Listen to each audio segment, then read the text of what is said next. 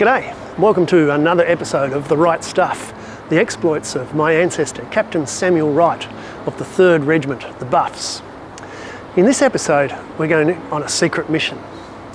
After he was recalled from Port Macquarie, Governor Darling commissioned Samuel to lead an expedition to outwit the French. And that expedition was to sail from here in Sydney to Westernport.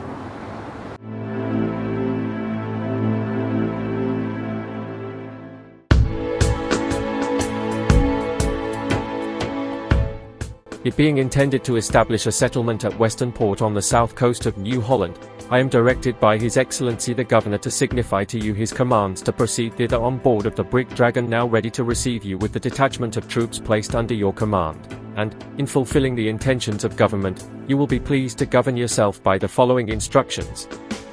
On arriving at Westernport, you will select, in conjunction with Captain Wetherell of His Majesty's ship Fly, who will sail in company, such a site as may be most eligible for a settlement, having due regard to a safe anchorage, and a good supply of fresh water, with fertile soil in the neighbourhood and such other conveniences as can be obtained.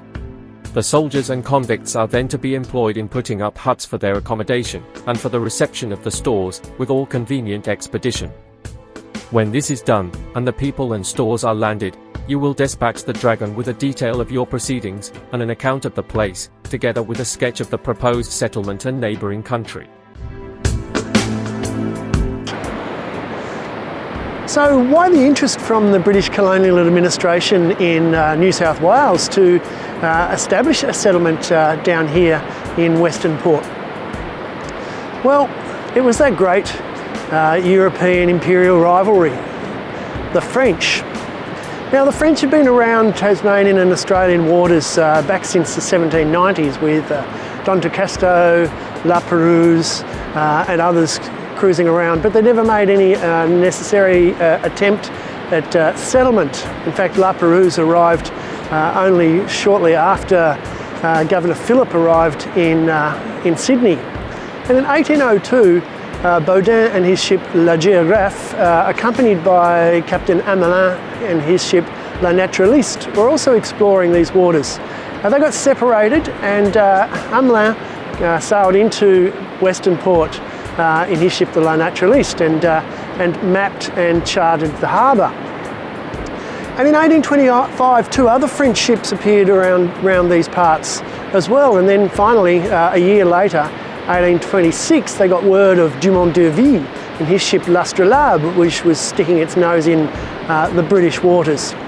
And so as a result, Governor Darling issued those instructions to immediately, as soon as possible, establish a settlement here in Westernport.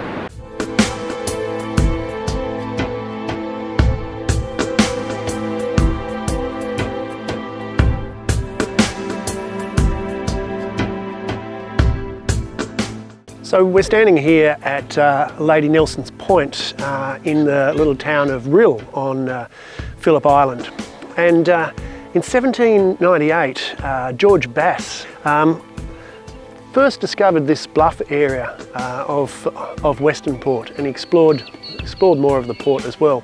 And 3 years later, Lieutenant John Grant in the brig Lady Nelson also came and named the point after that. Now, Lady Nelson has been rebuilt as a replica in Hobart, and I've actually sailed on an overnight trip on the Lady Nelson, so it's another little connection there. In 1826, after 16 days at sea, the Dragon, with Samuel on board as commander, spent 3 days cruising around here looking for a suitable place to land and settle.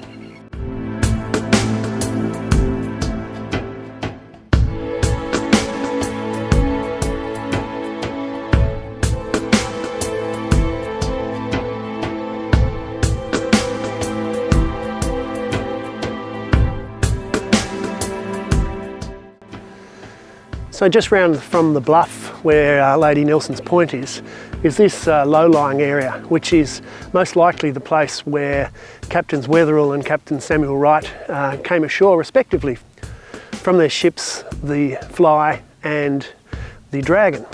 Behind us is what's called the eastern entrance to Westernport, which is where the Fly and the Dragon apparently sailed through.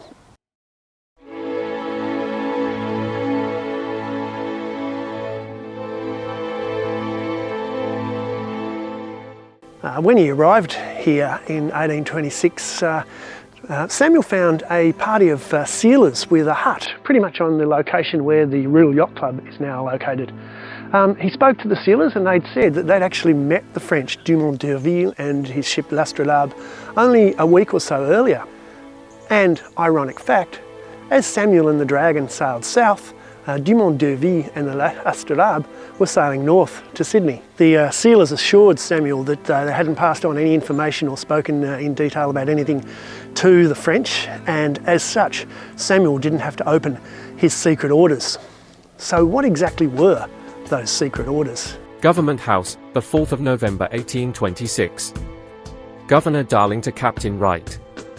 Sir, as the French discovery ships, which are understood to have been preparing for these seas, may possibly have in view the establishment of a settlement on some part of the coast of this territory, which has not yet been colonized by us, I think it necessary to apprise you, confidentially, of what may possibly be their object, and I am to desire, in the event of their touching at Westernport, that you will be careful to regulate your language and communications with the officers, so as to avoid any expression of doubt of the whole of New Holland being considered within this government, any division of it, which may be supposed to exist under the designation of New South Wales, being merely ideal, and intended only with a view of distinguishing the more settled part of the country.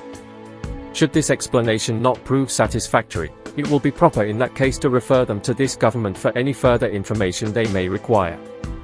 But should it so happen that the French have already arrived, you will, notwithstanding, land the troops agreeably to your instructions, and signify that their continuance, with any view of establishing themselves or colonization, would be considered an unjustifiable intrusion on His Britannic Majesty's possessions, and you will warn them immediately to desist from any such attempt, as their perseverance must be attended with unpleasant consequences, and might interrupt that harmony, which it is so desirable should be preserved inviolate between the two countries. So after landing at the little harbour site further down, Captain Wetherell decided to establish a fort, a military emplacement here on top of this bluff.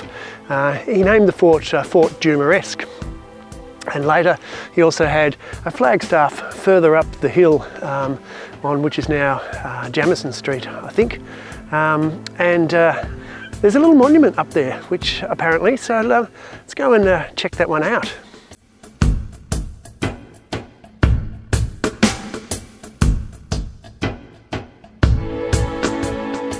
On this hill, Captain Wetherell and Captain Wright proclaimed Phillip Island a British possession in the name of the Crown, December 3rd, 1826. Now I must say I was aware of this plaque through some Google searching, but even knowing where it was, I walked past it twice before I could even find it. Because here we are in the little suburban town in Phillip Island called Rhyl, and pretty much in someone's front garden is a memorial to Samuel. The entrance to Bass's River is obstructed by a mudflat, dry at low water. It is therefore navigable for boats only at half tide, when it may be ascended about 3 miles. At a short distance beyond this point, the stream is fresh. So we're standing at pretty much what is the mouth of the Bass River at the southern end of Westernport. And it was from this point here that Samuel and his team explored along the coastline as far as Tea Tree Point, looking for a suitable site for the settlement. Now we're not exactly sure where Tea Tree Point was. We can't locate it on the modern maps. It may have been Tenby Point, it may have been Stockyard Point, but certainly along the northern part of the coast here, at least as far as the Lang Lang River. I would say that the space to the southward of Westernport extending from Shallow Lagoon to Wright's River, a distance of about 15 miles, consisting of poor land, covered with heath, undulating, bad to travel, without water excepting on the coast, at about 100 or 150 yards from the beach, at the back of the sand hill. At Cape Patterson, there is excellent coal. Shallow Lagoon is salt water. In Wright's River, the water is fresh and very fine within a mile or a mile and a half of the sea. There was very little timber in this extent of country. From Wright's River to Bass's River, a distance of about 15 miles, the land is all of it good, and in some places excellent, hilly, and divided in the directions northeast and southwest by the southern extremity of Maclay's Range. So we're standing here at the upper reaches of the Lang Lang River, or we should correctly say Wright's River.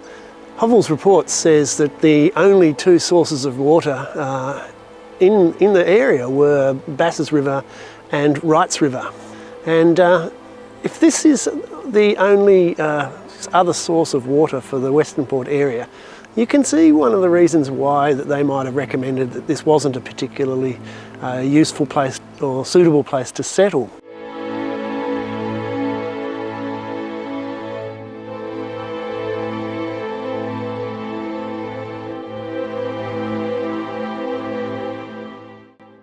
Having completed the examination of the whole line of coast from Eastern Passage to Sandy Point, and having also circumnavigated French Island, which at all points of view presents a surface studded with irregular hills covered with small timber and thick brush, I returned to the brig. On the 11th, I accompanied Captain Wetherell to the stream site selected of fresh water, which I had observed 2 miles to the east of Red Point, which is decided upon as the site of the settlement, being the only spot in Westernport possessing the natural advantages requisite. I took possession with the usual formalities on the 12th, and immediately after commenced landing the stores. As Red Point commands the anchorage off this settlement, 2 guns were mounted on it.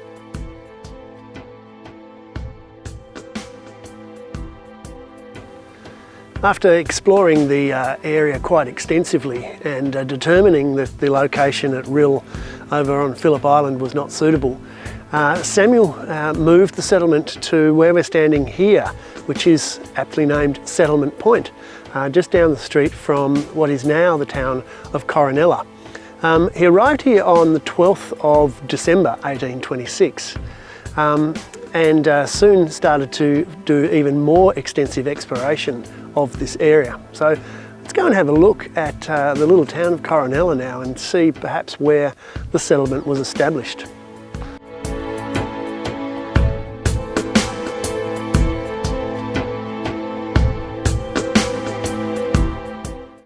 Samuel planned one main street heading inland, which was originally called Wright Street, and along Wright Street was the barracks and the blacksmith shops and ultimately the commandant's house. But now the street is named Smythe Street, and Wright Street is a little hard to find, but let's go and have a look for it, shall we?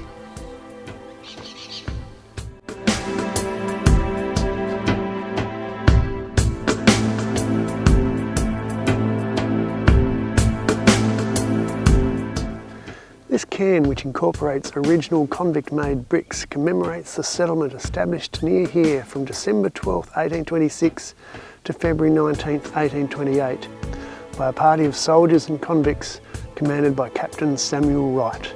So we seem to have found the actual site of Samuel's first settlement. Apparently 90 yards up that way was the government house, which I'm sure he would have resided in, convict barracks and cells 400 metres that way, and Settlement Point is over this way. And it's on the corner, if you want to come and find this yourself, it's on the corner of Jamison Street and Wetherell Drive. So let's go and see whether we can find a Wright Street. Well, we found the Wright Street. It's not a very long street, but it is the Wright Street. On the 3rd of January 1827, Samuel set off with Hovell on an extensive exploration of the area around the settlement.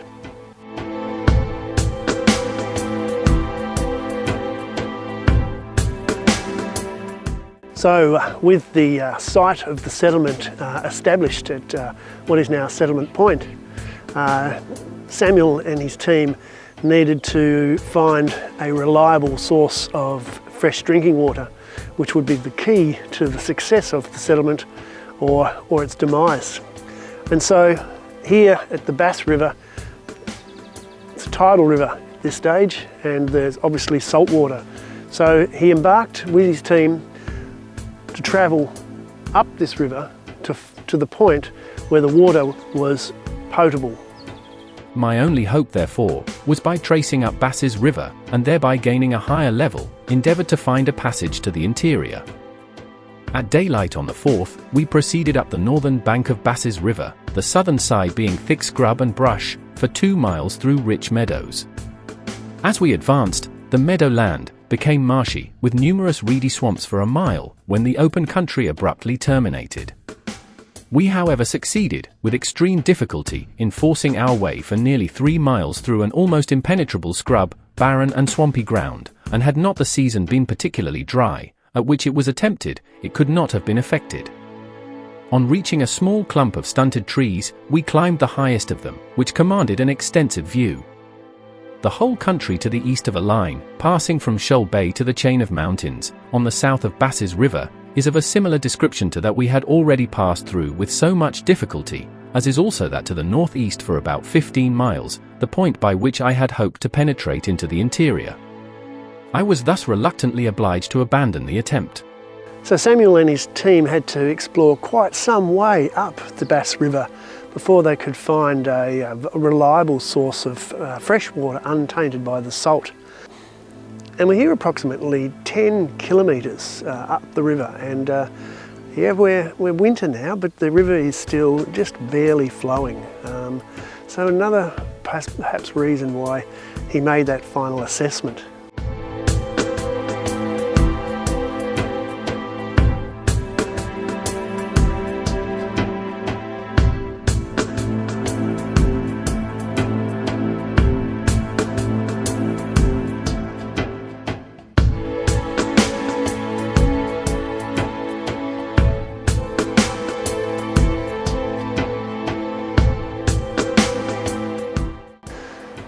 As a means of making sure that no further French explorers would think about claiming this land, Weatherall, after Samuel had gone over to establish the settlement near Coronella, took the fly around to here and planted a flagstaff, large flagstaff, on what was described as the flat top rock near Point Grant. This is now known as Nobby's. So Coronella today doesn't really seem to have a lot going for it. It's got a community centre, a one-stop post office takeaway food shop with pretty much no food at 1 o'clock, and yeah, so ironically in 1827 Samuel came to the same conclusion, declaring, "The very small quantity of good land in the neighbourhood of the settlement that I have been able to discover, and the sterile, swampy, and impenetrable nature of the country surrounding Westernport to a great extent, lead me to believe that it does not possess sufficient capabilities for colonisation on a large scale." Having thus fulfilled, as far as was practicable, the intentions of government, I considered my continuance at the settlement altogether unnecessary. I therefore delivered up my charge, agreeably to my instructions, to my successor. He handed over command to Lieutenant Birchall and returned to Sydney.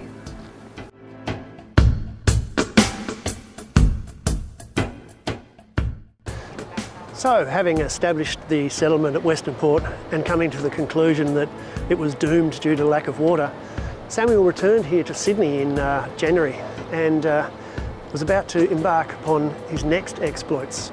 But you'll have to wait for the next episode to see that one.